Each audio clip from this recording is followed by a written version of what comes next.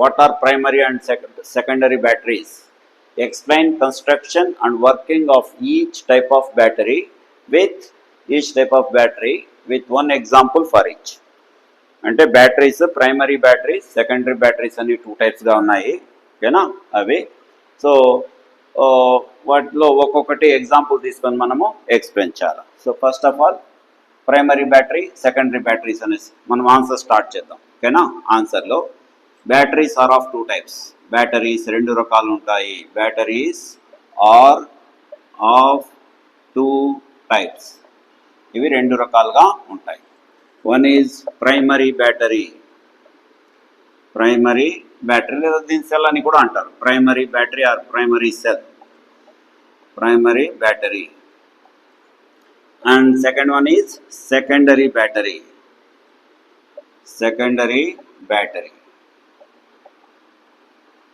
Primary battery and secondary battery అన్నమాట. So batteries are of 2 types. అందులో first one primary battery, second one secondary battery. Okay, ఇప్పుడు primary batteries అంటే ఏమో రాద్దాం. So primary battery సింపుల్గా చెప్పాలంటే ప్రైమరీ బ్యాటరీస్ అంటే ఒక్కసారి యూజ్ చేసేసి మళ్ళీ వాటిని పారేస్తాం. ఒక్కసారి యూజ్ చేసి మళ్ళీ వీటిని రీయూజ్ చేయడానికి కుదరదు. అలాంటి బ్యాటరీస్ను ప్రైమరీ బ్యాటరీస్ అంటారు. సో యాక్చువల్గా ఇవి వాల్ క్లాక్లో యూజ్ చేస్తారు, ట్రాన్సిస్టర్లో యూజ్ చేస్తారు. మన టార్చ్ లైట్, ఇప్పుడు వచ్చేసి టార్చ్ లైట్స్ అన్నీ కూడా ఛార్జింగ్ టైప్ వచ్చేసినాయి. అంటే కరెంట్తో అనమాట. కరెంట్తో ఛార్జింగ్ చేసుకుంటాం, మళ్ళీ ఆన్ చేసుకొని వెళ్తుంటాం. ఇంతకుముందు అలా కాదు, ఎవ్రీడే బ్యాటరీ అవన్నీ వచ్చేటివి. ఫర్ ఎగ్జాంపుల్ మనం రిమోట్లో బ్యాటరీ యూజ్ చేస్తాం, కాలింగ్ బెల్లో బ్యాటరీ యూజ్ చేస్తాం, అంటే సెల్స్ అనమాట. అవి అయిపోయినాయి అనుకోండి, మళ్ళీ వాటిని ఛార్జింగ్ చేసేదానికి కుదరదు. సో ఒక్కసారి యూజ్ చేస్తే మళ్ళీ అవి పారేయాల్సిందే. యూజ్ అండ్ త్రో టైప్ అనేసి అంటాం అన్నమాట. సో అలాంటి వాటిని ఏమంటారంటే ప్రైమరీ బ్యాటరీస్ అనేసి అంటాం. సెకండరీ బ్యాటరీస్ అంటే వీటిని ఛార్జింగ్ డిశ్చార్జింగ్ రెండూ జరుగుతాయి అనమాట. ఫర్ ఎగ్జాంపుల్ మొబైల్లో ఉండే బ్యాటరీ, ఒక్కసారి బ్యాటరీ అయిపోయింది అనుకోండి మళ్ళీ ఛార్జింగ్ పెట్టుకుంటాం. అలాగే వెహికల్స్లో, ఇవి ఆటోమొబైల్స్లో కావచ్చు, ఇన్వర్టర్స్, ఇంట్లో మనము కరెంట్ పోతే ఇన్వర్టర్స్ యూజ్ చేస్తాం కదా. సో వాటిలో కూడా ఈ యొక్క సెకండరీ బ్యాటరీస్ అంటే వీటిని మళ్ళీ ఛార్జింగ్ చేయొచ్చు అనమాట. అలాంటి వాటిని సెకండరీ బ్యాటరీస్ అనేసి అంటాం. సో ఇప్పుడు మనం ఎలా రాస్తామో ఒకసారి చూద్దాం. Primary batteries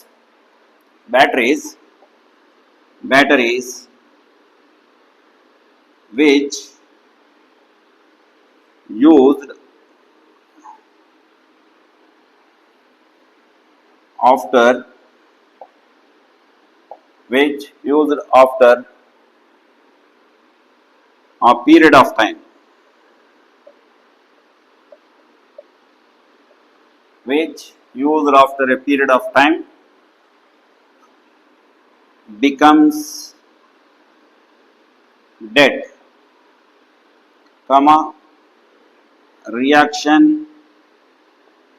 is completed and cannot be reused again, are called as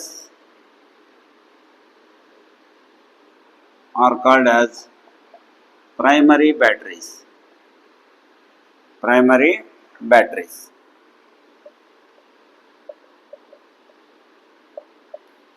So examples, number 1, dry cell,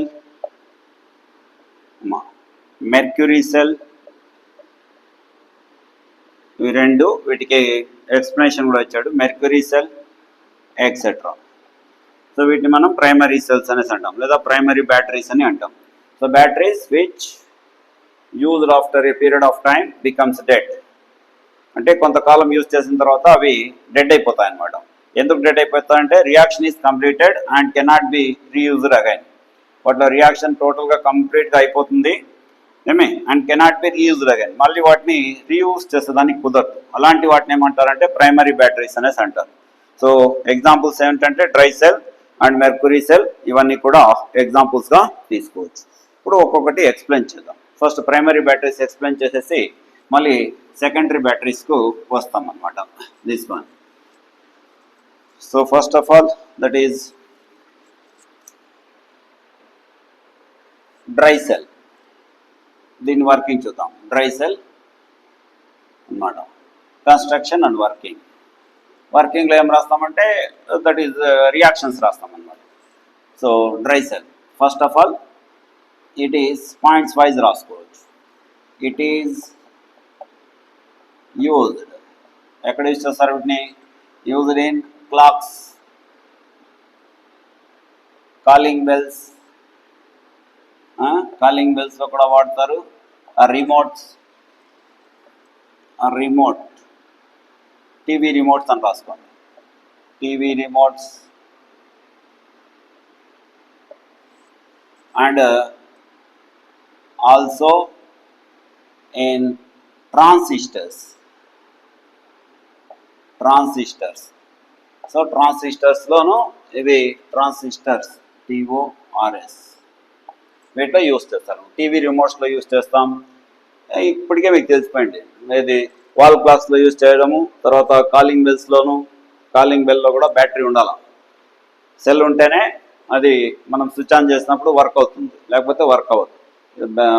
ఆ సెల్ సపోజ్ అయిపోయింది అనుకోండి, దాని కెపాసిటీ అయిపోతే కాలింగ్ బెల్ కూడా నొక్కినా కూడా మనకు సౌండ్ రాదు. Okay, TV remotes and also in transistors వీటన్నిటిలోనూ యూస్ చేస్తారు అనమాట. ఇట్స్ పొటెన్షియల్ ఈజ్, దీని capacity, it's potential is 1.5 volts వరకు ఉంటుంది. దానిపైన రాసింటారు 1.5 volts అని, దానిపైన రాసింటారు. ఆ పైన లేబుల్ ఉంటుంది. నిప్పో బ్యాటరీ, ఎవరెడీ బ్యాటరీ, ఇట్లా డిఫరెంట్ కంపెనీస్ అంటూ ఉన్నాయన్నమాట. దానిపైన రాసింటారు. This is. And next second పాయింట్లో ఏం రాయాలంటే మనము దాంట్లో ఉండే క్యాథోడ్ ఏమి, యానోడ్ ఏమి రాయాలి. Zinc Zn container acts as anode. Zn దాంట్లో చూసామంటే ఒక ఇట్లా కప్ లాగా ఉంటుంది. ఇలాంటి ఒక వైట్ కలర్ కప్ లాగా ఉంటుంది అనమాట. ఇట్లా మళ్ళీ ఇక్కడ మధ్యలో ఇలా ఒక రాడ్ వస్తుంది. ఈ రాడ్కు ఇక్కడ ఇలా ఉంటుంది. మళ్ళీ దీనిపైన ఒక అట్టముక్క ఉంటుంది. సో ఇట్లా అనుకోవచ్చు మనం. ఇలా డయాగ్రామ్ వేస్తే వేయచ్చు, లేకపోతే అవసరం లేదు. ఓకేనా, ఇదన్నమాట. అండ్ యానోడ్ రాసేసాం. అండ్ ఇప్పుడు క్యాథోడ్ ఏంటంటే కార్బన్ రాడ్. ఈ కార్బన్నే ఏమంటారంటే ఇక్కడ గ్రాఫైట్ అంటాం. గ్రాఫైట్ మీకు తెలిసే ఉంటుంది, మన పెన్సిల్లో ఉంటుంది చూడండి. గ్రాఫైట్ పెన్సిల్లో ఉండేది గ్రాఫైటే. Graphite rod surrounded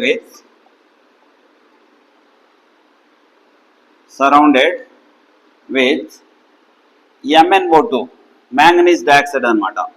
and carbon powder, బొగ్గు పొడి లాగా ఉంటుంది. Carbon powder acts as anode కాదు, క్యాథోడ్. సో డ్రై సెల్లో ఈ రెండు మనం గుర్తుపెట్టుకోవాలి. సో అందులో ఒక జింక్ కప్ ఉంటుంది. ఆ జింక్ కప్ యానోడ్గా వర్క్ అవుతుంది.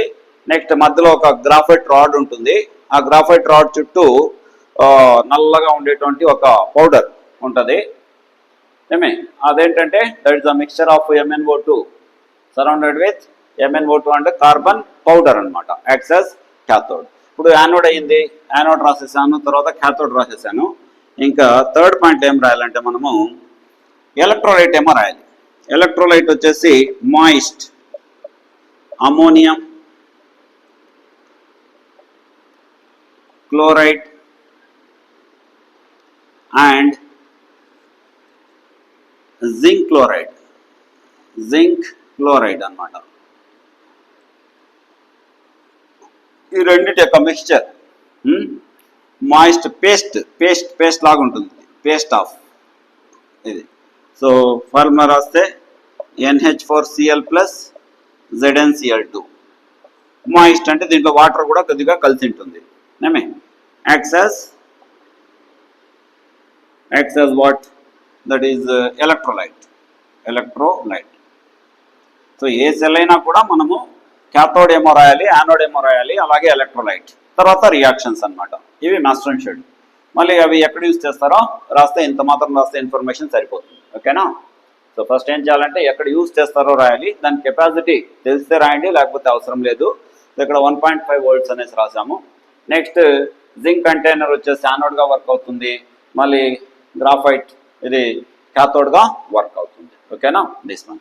ఇప్పుడు ఫోర్త్ వన్ ఏమంటే కెమికల్ రియాక్షన్స్ అన్నమాట. Chemical reactions. So chemical reactions ఎక్కువగా వస్తాయి కాబట్టి ఇక్కడ నాకు ప్లేస్ సరిపోవట్లేదు, అందువల్ల నేను పైన రాస్తాను.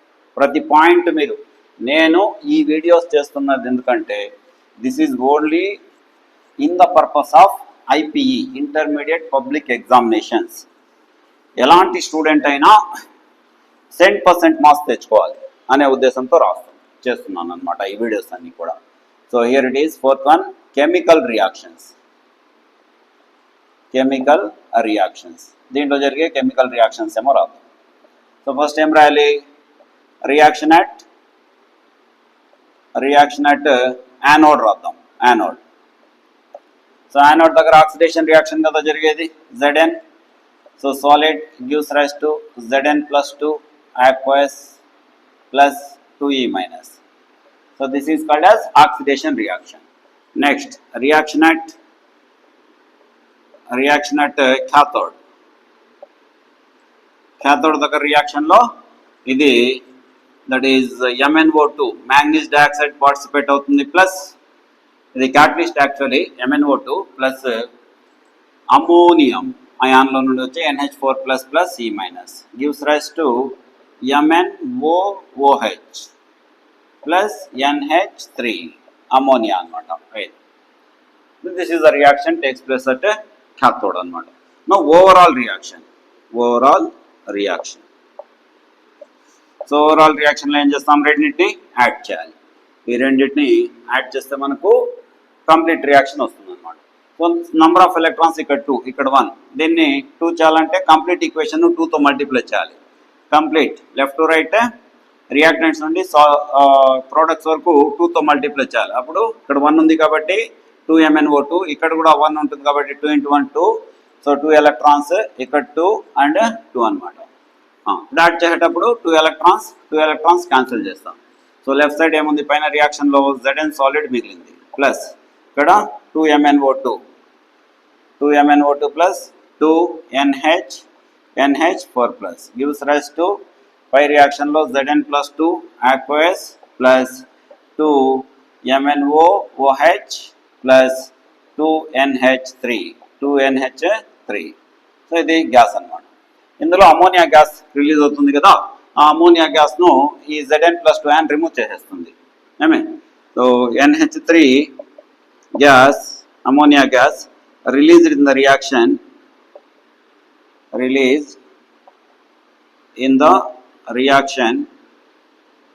is removed as ఒక కాంప్లెక్స్ కాంపౌండ్ అనమాట. ఇది NH3 taken 4, ఒక కాంప్లెక్స్ కాంపౌండ్ ప్లస్ 2 అనమాట. ఇది సో అయాన్స్ గానే ఉన్నాయనుకోండి, ఈ ఓవరాల్ రియాక్షన్స్లో అయాన్స్ గానే ఉంటే ఆ సెల్ అంత స్టడీగా ఇవ్వదన్నమాట, వోల్టేజ్ని ఇవ్వదు. కొన్నిసార్లు ఎక్కువగా ప్రొవైడ్ చేయడం, కొన్నిసార్లు తక్కువగా ప్రొవైడ్ చేయడం అలా జరుగుతుంది. కాబట్టి ఈ అమోనియా ఈ Zn+2 తీసుకొని బయట వచ్చేస్తుంది. కాబట్టి కొద్ది స్టడీగా అయితే మనకు వోల్టేజ్ సప్లై చేస్తుంది అనమాట. ఇలా మనం దీన్ని అర్థం చేసుకోవాలి. ఓకేనా. కాబట్టి chemical reaction at anode, so ఇది రియాక్షన్ అట్ క్యాథోడ్లో ఇవన్నమాట. ఒక 1కి 2 సార్లు మనం ప్రాక్టీస్ చేయాల్సిందే. ఈక్వేషన్స్ నువ్వు కరెక్ట్గా రాయాలంటే అందులో ఉండే MnO2 NH4+తో రియాక్ట్ అయ్యి ఇది MnOOH. దీంట్లో చూడండి, ఇది ఆక్సిడేషన్ రియాక్షన్, ఇక్కడ రిడక్షన్ రియాక్షన్. ఎట్లా రిడక్షన్, MnO2లో Mn యొక్క ఆక్సిడేషన్ నంబర్ +4 వస్తుంది. అదే MnOOHలో ఆక్సిడేషన్ నంబర్ ఇది -1, ఇది -2 అనమాట. అంటే +3 అవుతుంది. ఒక ఎలక్ట్రాన్ గెయిన్ చేస్తుంది అనమాట. ఇది ఒక ఎలక్ట్రాన్ గెయిన్ చేస్తుంది. అంటే Mn+4 ఉన్నది Mn+3 అవుతుంది అనమాట. అంటే గెయినింగ్ ఆఫ్ ఎలక్ట్రాన్ జరుగుతుంది. +4+3 ఎలా అవుతుంది, ఒక ఎలక్ట్రాన్ దీనికి ఇస్తే Mn+3 అవుతుంది అనమాట. అలా కాబట్టి ఇక్కడ రిడక్షన్ రియాక్షన్ జరుగుతుంది. సో ఓవరాల్గా రియాక్షన్స్ యాడ్ చేయడం ఎట్లా అనేది మనకు తెలుసు. సో కంప్లీట్గా ఇంత మాత్రం మనం రాయాల్సి ఉంటుంది అనమాట. This is okay. Next coming to secondary batteries. ఇంకోటి కూడా ఉంది, అది మెర్క్యూరీ సెల్. మెర్క్యూరీ సెల్ మనం ఎగ్జామ్లో ఒకటి రాస్తే చాలు. నేను దీన్ని సెలెక్ట్ చేసుకున్నా. సో మీరు మెర్క్యూరీ సెల్ కూడా మెన్షన్ చేయొచ్చు. This is next secondary battery. Secondary batteries.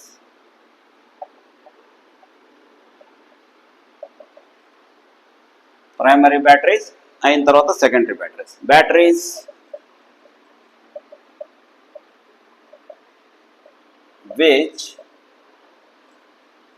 which are recharged and used again మళ్ళీ యూజ్ చేయొచ్చు వాటిని. Are called as secondary batteries.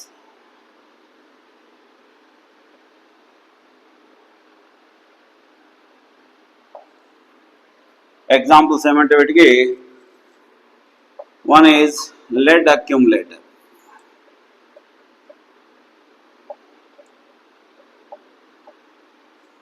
Number 2, cadmium nickel battery. Cell అన్ని కూడా రాసుకోవచ్చు. So batteries which are recharging అంటే మనకు తెలిసిందే. ఒకసారి మన బ్యాటరీ, మన మొబైల్లో ఉండే బ్యాటరీ అయిపోతే మళ్ళీ ఛార్జింగ్ పెడతాం. సో ఆ ప్రాసెస్. సో రీఛార్జింగ్లో ఏం జరుగుతుంది, కరెంట్ మనం లోపల పంపిస్తుంటాం. అదే డిశ్చార్జింగ్లో ఏం జరుగుతుంది, బ్యాటరీ డిశ్చార్జ్ కావడం అంటే బ్యాటరీ వర్క్ కావడం. బ్యాటరీ వర్క్ అయ్యేటప్పుడు ఆ బ్యాటరీ లోపల ఉండే కెమికల్ నుండి మనకు కరెంట్ వస్తూ ఉంటుంది అనమాట. Chemical energy is converted into, that is what, electrical energy. ఓకేనా. ఛార్జింగ్ అంటే ఏమి, డిశ్చార్జింగ్ అంటే, ఛార్జింగ్ అంటే ఏంటి చెప్పండి. ఛార్జింగ్లో ఏం జరుగుతుంది, ఏమి ప్రాసెస్, ఛార్జింగ్. దీన్నే రీఛార్జ్ అనేసి అంటారు. సో ఛార్జింగ్లో ఏమవుతుందంటే ఎలక్ట్రికల్ ఎనర్జీ కెమికల్ ఎనర్జీగా కన్వర్ట్ అవుతూ ఉంటుంది. అదే డిశ్చార్జింగ్లో, ఈ డిశ్చార్జింగ్నే, డిశ్చార్జ్ అంటే వర్కింగ్ ఆఫ్ ద బ్యాటరీ అనమాట. ఇలా కెమికల్ ఎనర్జీ ఏమవుతుందంటే ఎలక్ట్రికల్ ఎనర్జీగా కన్వర్ట్ అవుతుంది. ఈ విషయాలు గుర్తుపెట్టుకోవాలి. ఏమి. So next one, secondary batteries లో ఇప్పుడు ఒక ఎగ్జాంపుల్ తీసుకుంటాం. ఏమది, lead accumulator. working of lead accumulator.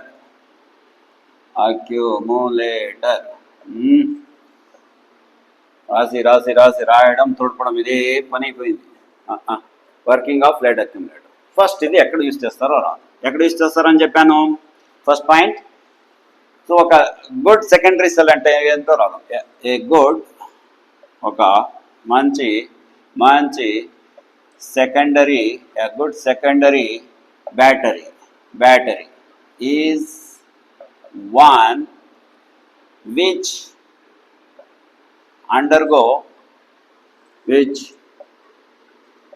undergo a large number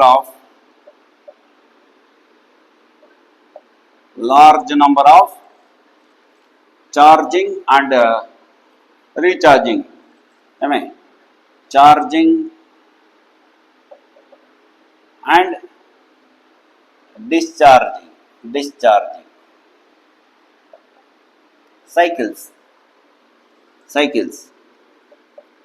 cycles అంటే మామూలు తొక్కే సైకిల్ కాదు.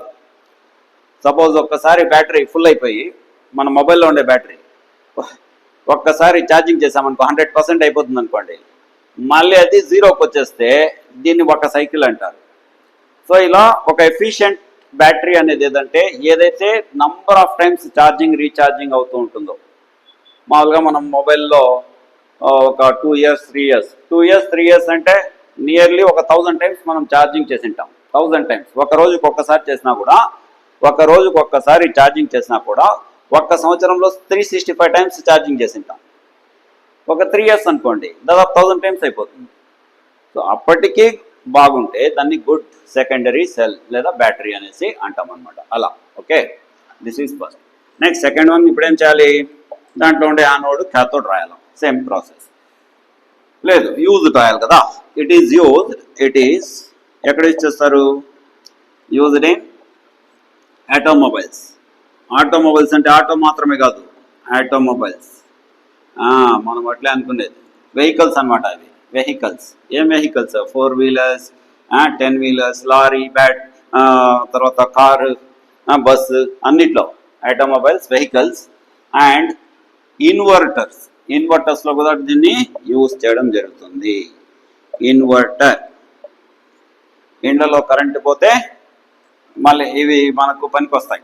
Okay, that one. Next number 3. So third one ఏంటంటే దీంట్లో ఉండే యానోడ్ రాయాలా, క్యాథోడ్ రాయాలా? ఏమి దీంట్లో anode?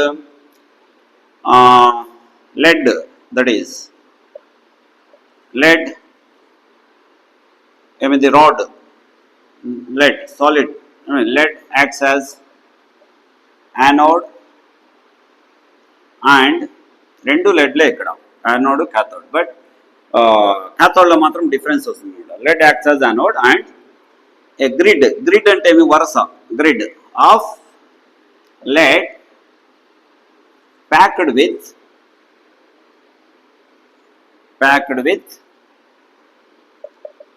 lead dioxide. So PbO2. Litharge అంటారు దీన్ని, litharge acts as cathode. ఇది క్యాథోడ్ అనమాట. సో యానోడ్ అయిపోయింది, క్యాథోడ్ అయిపోయింది. ఎక్కడ యూజ్ చేస్తారో రాసాము. మంచి సెకండరీ బ్యాటరీ ఏదో రాసాము. నెక్స్ట్ 4th వన్లో ఎలక్ట్రోలైట్ రాయాలి కదా. 38% కమర్షియల్ లేదా 38% weight by weight sulphuric acid. King of chemicals sulphuric acid. Formula ఏం దానికి? H2SO4 is used as eladi electrolyte. ఈ విషయాలు చాలా సింపుల్ చూడండి. ఏం మనం సో గుడ్ సెకండరీ బ్యాటరీ అంటే రాసాం. ఆటోమొబైల్స్లో, కార్లలో, వెహికల్స్లో వాడతారు దీన్ని. ఇన్వర్టర్స్లో యూజ్ చేస్తారు. ఇంకా క్యాథోడ్ ఏమి, యానోడ్ ఏమి, ఇవంతా కూడా నాలెడ్జ్ బేసిక్ క్వశ్చన్స్ అనమాట. గుర్తుపెట్టుకోవాలా, రాయాలా, అంతే. 1-2 సార్లు చదివేసి ప్రాక్టీస్ చేసామంటే నీట్గా మనం కరెక్ట్ ఆన్సర్ రాస్తాం అన్నమాట. అలాగే కెమికల్ ఈక్వేషన్స్ వస్తాయి, ఊరికే రావు. మనము బాగా ప్రాక్టీస్ చేయాలి. ఓకేనా? నా కెమికల్ రియాక్షన్స్ అన్నమాట. సో కెమికల్ రియాక్షన్స్ డయాగ్రామ్స్ వేయాల్సిన అవసరం లేదు. డయాగ్రామ్స్ అన్నీ కూడా ఇక్కడ మనకు 3Dలో ఉంటాయి. 3D ఎఫెక్ట్ అంతా కూడా మనము ఎగ్జామ్లో చూపిలేం కదా. Chemical reaction. So first reaction at anode.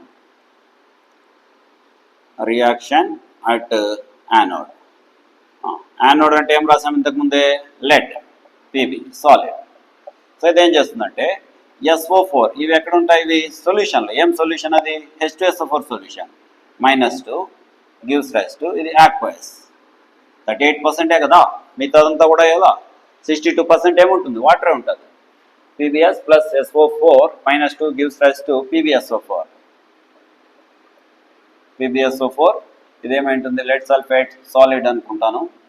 So +2E-. Next reaction at cathode. So క్యాథోడ్లో ఏముంటుంది? Lead dioxide PbO2 solid plus ఎలక్ట్రోలైట్లో ఉండే SO4- ఆన్స్తో ప్లస్ H+ ఆన్స్తో రియాక్ట్ అయ్యి +2E- 2 ఎలక్ట్రాన్స్ తీసుకొని ఇది PbSO4ను ప్లస్ ఫామ్ చేసి వాటర్ను ఫామ్ చేసి. ఓకేనా? ఇదన్నమాట. So overall reaction.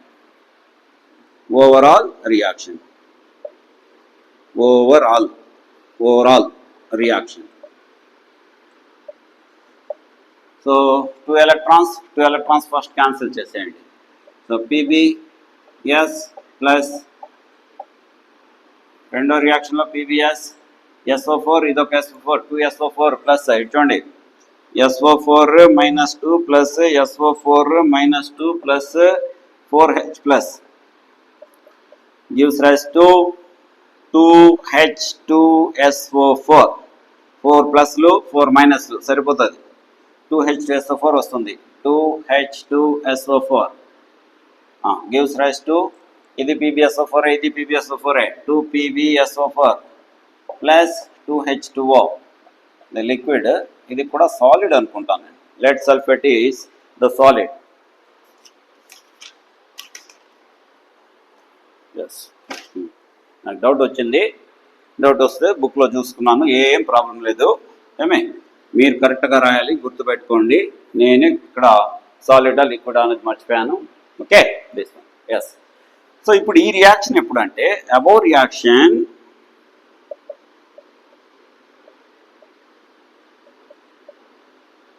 Is during the working of the cell, working of the battery.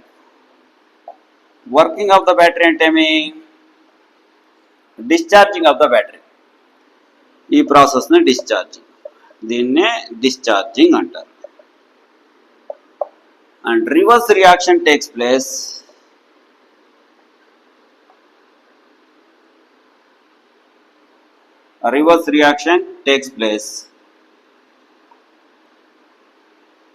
during reverse reaction takes place during charging process.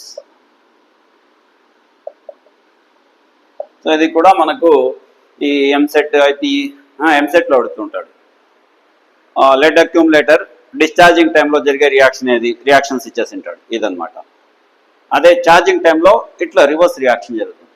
ఇలా reverse reaction 2PbSO4 plus 2H2O gives rise to PbS plus PbO2 plus 2H2SO4. ఇలా రాయాలన్నమాట. ఇదిగో lead accumulator. ఇంత రాస్తే మనకు 2 marks కాదు 8 marks